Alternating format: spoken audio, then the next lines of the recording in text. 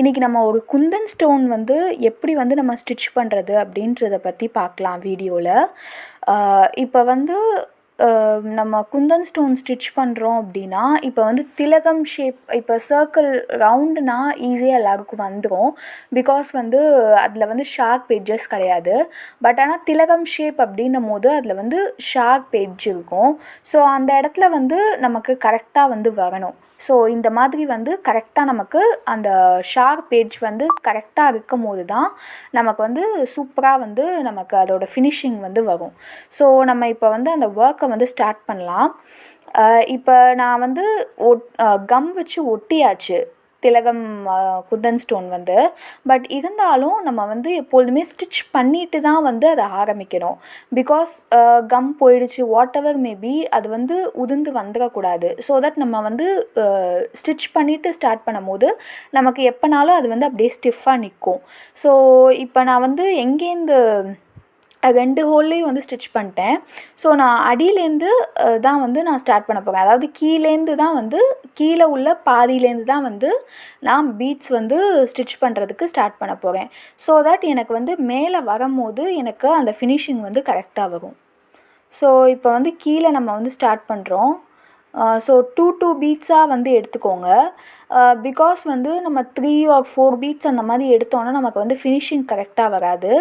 அந்த ஷேப் வந்து நமக்கு அப்படியே வரணும் அப்படின்னா நம்ம எவ்வளோ தூரம் வந்து கம்மியான பீட்ஸ் வந்து எடுக்கிறோமோ அந்தளவுக்கு நமக்கு அந்த ஷேப் வந்து பர்ஃபெக்டாக வரும். ஸோ இப்போ வந்து நான் 2 பீட்ஸாக வந்து எடுத்து வந்து பண்ணிகிட்ருக்கேன். ஓகே, ஸோ இப்போ வந்து நம்ம ஃபினிஷ் பண்ணிவிட்டு, இப்போ இந்த சைடை வந்து ஃபினிஷ் பண்ணிவிட்டு கரெக்டாக அந்த எட்ஜு வரும்போது நம்ம வந்து கொஞ்சம் 3 பீட்ஸ், அதாவது 2 பீட்ஸ் எடுக்க வேண்டிய இடத்துல வந்து 3 பீட்ஸ் எடுத்துகிட்டு நம்ம அந்த இடத்துல லைட்டாக ஒரு நாட் போட்டு நம்ம அடுத்த எண்டு வந்து நம்ம ஸ்டார்ட் பண்ணும்போது நமக்கு வந்து அந்த திலகம் ஷேப் வந்து கரெக்டாக வரும். நமக்கு அந்த ஷேப் வந்து கரெக்டாக சூப்பராக வந்து வரும்.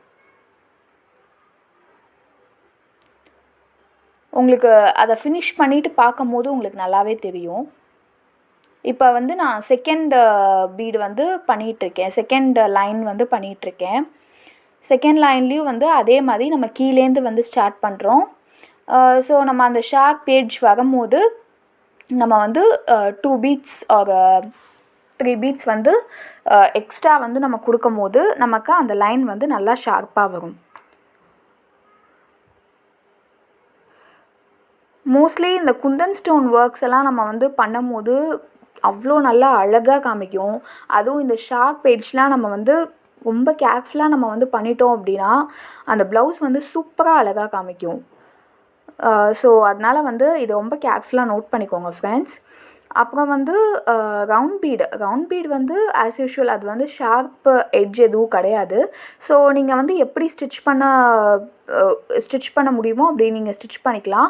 பட் ஆனால் அந்த இது மட்டும் நீங்கள் நோட் பண்ணிக்கோங்க.